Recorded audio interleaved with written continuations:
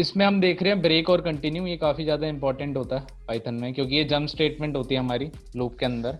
जैसे कि लूप है हमारा, तो हम चाहते हैं कि भाई एक पर्टिकुलर कंडीशन में हम चाहते हैं कि भाई तू रुक जा, लूप तू रुक जा, तेरा काम हो गया, हमें बाहर आना है। तो हम वो ब्रेक लगाते हैं हम उसके लिए कि भाई हमें ब्रेक चाहिए, खत्म हो गया, हमें बाहर आना है। तो ये लिखा है break enable a program to skip over a part of code. जैसे ये कंडीशन कोई पर्टिकुलर स्पेसिफाई हम करेंगे, अगर वो वाली कंडीशन आ गई तो हम ब्रेक कर देंगे कि भाई ठीक है, अगर ये कंडीशन है, बाहर आना चाहते हैं लूप के, और उसको लूप हमारा होता है वो खत्म हो जाता है।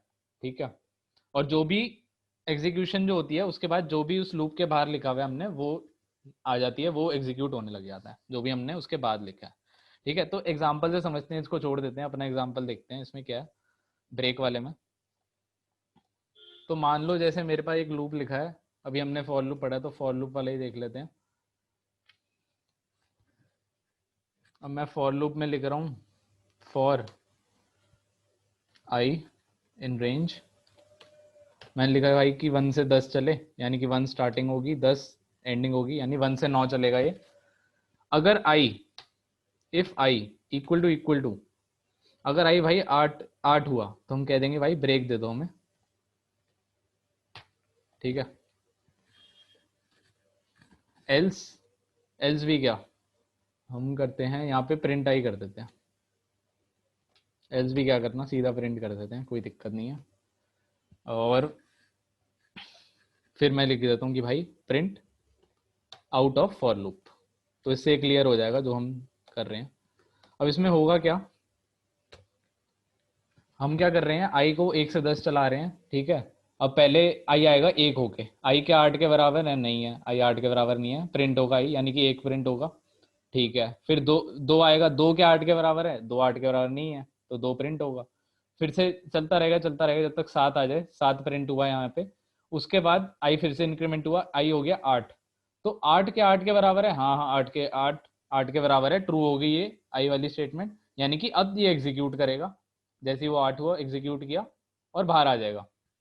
तो इसका मतलब ये 8 प्रिंट नहीं करेगा, ये खाली 1 से 7 तक प्रिंट करेगा और उसके बाद ये वाली स्टेटमेंट को प्रिंट करने लग जाएगा।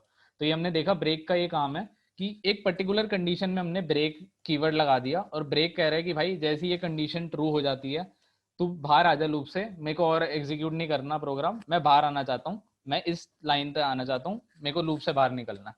तो एक बार देख लेते हैं जो हम सोच रहे हैं वो हो रहा है कि नहीं, एक बार इसको एग्जीक्यूट करके देखते हैं। तो वही हुआ जो मैंने सोचा था कि क्या हुआ, 1 प्रिंट हुआ, 2 प्रिंट हुआ, 3 प्रिंट हुआ, 7 हुआ, लेकिन जैसे ही वो 8 हुआ वो कंडीशन हो गई ट्रू, कंडीशन ट्रू हुई, सीधा ब्रेक हो गया, वो लूप के बाहर चला गया, वो प्रिंट ही नहीं हुआ भाई, एग्जीक्यूशन उसने छोड़ दिया, जो भी लूप का यहाँ से छोड़ दिया वो, और फिर सीधा वो यहाँ पे आ गया और उसने आउट ऑफ फॉर लूप कर दिया। तो ये ब्रेक का काम है, एक पर्टिकुलर कंडीशन में हम लगाते हैं इसे कि भाई एक पर्टिकुलर कंडीशन हम चाहते हैं कि अब और मेरे को लूप नहीं चलाना, मेरे को बाहर आना है, तो मैं वहां ब्रेक लगा देता हूँ। इतना सा काम है इसका। तो इसमें दे रखा है कि भाई एक नंबर लेना है यूजर से और उसको बताना है कि वो प्राइम नंबर है कि नहीं। तो इसमें मैं खाली लॉजिक बताऊंगा, तुम कोड करना कि कैसे कोड कर सकते हो इसको। प्राइम नंबर का लॉजिक बताते हैं। तो जैसे हमें लेना है इनपुट नंबर यूजर से, हम देखते हैं कोई भी नंबर प्राइम कब होता है। तो हमें पता है नंबर, मैं बोलता हूँ जैसे 7 एक प्राइम नंबर होता है, 5 एक प्राइम नंबर होता है, 2 एक प्राइम नंबर होता है, 3 एक प्राइम नंबर होता है। तो प्राइम नंबर होते हैं क्या, पहले ये देखते हैं मैथ्स में। तो प्राइम नंबर वो होते हैं जो कि डिविजिबल होते हैं 1 से, और जो कि डिविजिबल होते हैं अपने खुद से, मतलब नंबर से। यानी कि अगर मैं 3 को लूंगा तो 3 डिविजिबल होगा 1 से, और 3 होगा 3 से, और किसी से भी डिविजिबल नहीं होगा। ठीक है, ऐसे ही मैं ले लेता हूँ 7 को, तो 7 डिविजिबल होता है 1 से, और 7 डिविजिबल होता है 7 से। तो हमारे पास ये डेफिनेशन तो समझ आ गई प्राइम नंबर की, कि ऐसे होते हैं कि जो 1 से पूरा तरह डिवाइड हो जाए, 1 से उनका पूरी तरह रिमाइंडर 0 आएगा, और खुद से होने पे रिमाइंडर 0 आ जाता है उनका। तो ये प्राइम नंबर होते हैं हमारे पास। अब इसका लॉजिक कैसे लिखते हैं कि एक पर्टिकुलर नंबर प्राइम होगा कि नहीं, उसका लॉजिक कैसे लिखते हैं वो देखते हैं। तो उसकी कोडिंग में ये लॉजिक होगा कि जैसे मैं क्या करूंगा, अगर इफ मैं चलाऊंगा इसको, इसमें फॉर लूप से होगा कि इसमें हम डिविजिबिलिटी टेस्ट करेंगे, ये तो पक्का है कि हमें डिविजिबिलिटी टेस्ट करना है उसका। लेकिन हम 1 से नहीं करेंगे क्योंकि 1 से तो वो प्राइम नंबर डिवाइड हो जाता है आसानी से और 0 आ जाएगा रिमाइंडर, तो 1 से हम नहीं करेंगे। हम क्या करेंगे, हम अपना नंबर स्टार्ट करेंगे 2 से। तो फॉर लूप हमने स्टार्ट किया 2 से, हम ले जाएंगे इसको num/2 तक, यानी कि अगर हमारे पास नंबर 7 है तो 7/2 आएगा 3, तो और फिर 1 से इंक्रीमेंट करेंगे। तो इसमें लॉजिक ये बैठा, तो इसमें क्या करेंगे, हम फॉर लूप चलाएंगे। फॉर लूप कहाँ से चलेगा, 2 से चलेगा, ये num/2 तक चलेगा और 1 से इंक्रीमेंट होता रहेगा। फिर हम उस नंबर को, जो भी नंबर हम दे रहे हैं, जो भी नंबर यूजर दे रहा है प्राइम नंबर चेक करने के लिए, उसको हम उसका रिमाइंडर चेक करेंगे आई के साथ, यानी कि 2 होगा, फिर 3 होगा, and so on up to num/2 तक चलेगा। अगर वो कहीं पे भी 0 आ जाता है, कहीं पे भी वो डिविजिबल होके 0 आ जाता है, तो वो हो जाएगा नॉट प्राइम। कहीं पे भी उसका किसी भी नंबर से आई 2 से शुरू हो रहा है और कभी भी वो जो भी चल रहा है 2 से num/2 तक, कभी भी उसका आई से रिमाइंडर 0 आ जाता है तो वो नॉट प्राइम होगा। लेकिन अगर वो पूरा लूप उसको वो सह लेता है तो, और बाहर निकल जाता है यहाँ से, इस कंडीशन को पास ना होके, तो वो प्राइम हो जाएगा। तो इसका एग्जाम्पल से ज़्यादा समझ आएगा, एग्जाम्पल से समझते हैं। तो मान लो अगर मैंने 7 लिया, तो ये लूप चलेगा हमारा 2 से लेके 7/2, यानी कि 3 तक चलेगा।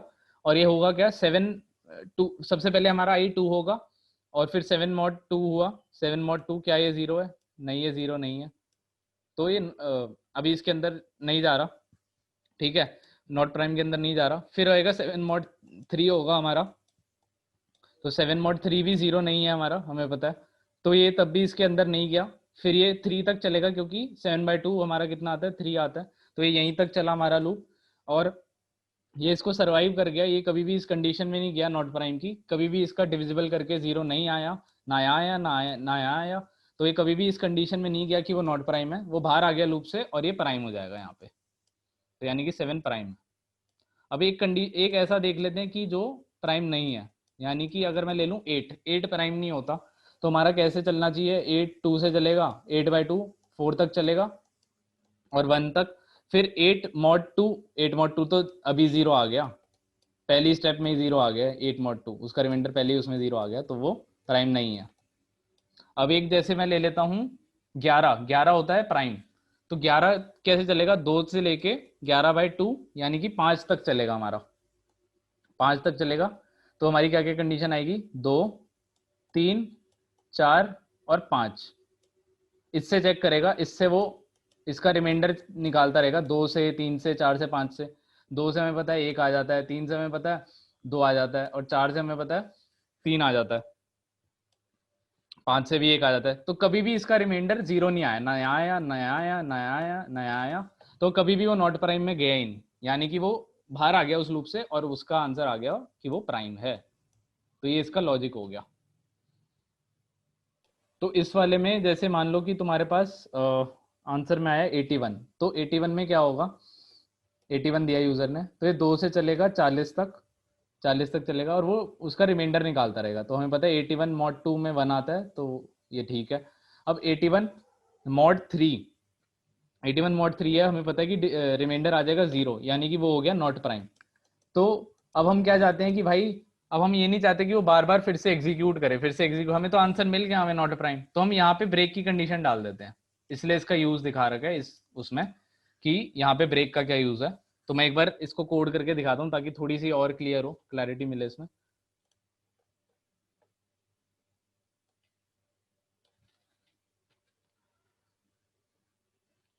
तो मान लो यूजर ने नंबर दिया x इक्वल टू 81 ही ले लो, ठीक है। फॉर लूप चलाया मैंने आई, यहाँ में चलाऊंगा 2 से लेके, हमें पता है 2 से डिविजिबिलिटी टेस्ट स्टार्ट होती है। मैं यहाँ कर दूंगा, हम चलाएंगे भाई x/2 +1 तक, और 1 तो है ही बाय डिफॉल्ट उसमें, जो होगा एक एक को इंक्रीमेंट करेगा, जो स्टेप होगा हमारा। अब हम करेंगे इफ, अगर अगर x mod i अगर कभी भी 0 आ जाता है, अगर x mod i कभी भी 0 आ जाता है, तो फिर हम कह देंगे, एक प्राइम ले लेते हैं, तो मैं बाय डिफॉल्ट ले लेता हूँ इसे x इक्वल टू फॉल्स।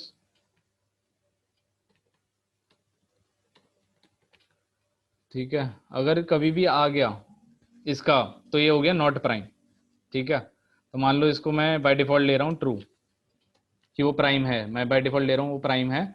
लेकिन अगर कभी भी ये डिविजिबल होके 0 आ गया उसका तो x हो जाएगा कि वो प्राइम नहीं है, यानी कि x हो गया फॉल्स।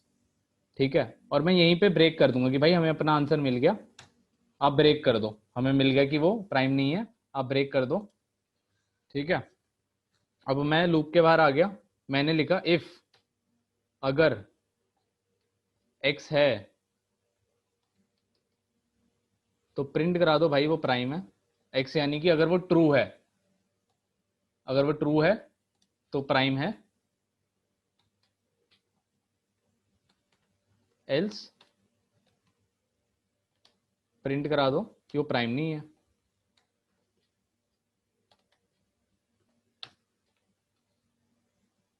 ठीक है, तो क्या हुआ, मान लो कि 7 आया, 2 से चलेगा 3 तक।